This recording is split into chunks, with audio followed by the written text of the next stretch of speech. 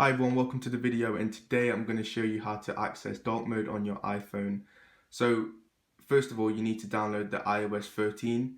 If you haven't, you need to go onto settings, scroll down to general, then software update, and it should be on there. So to get dark mode, all you need to do is go onto settings, scroll down to display and brightness, and it should be here on your right hand side.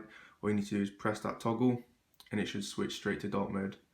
So if you wanted to switch to the automatic feature, you can press this toggle here and it will change. So you click on options, you can do it sunrise or sunset, which is basically sunrise is the light mode and then the sunset is a dark mode.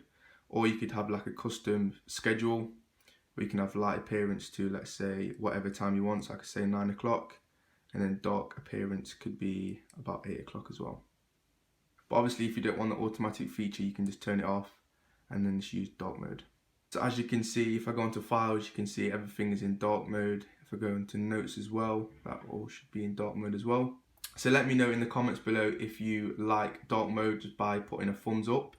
So if this video helped you guys, make sure you like the video, subscribe to the channel, and I will see you in the next one.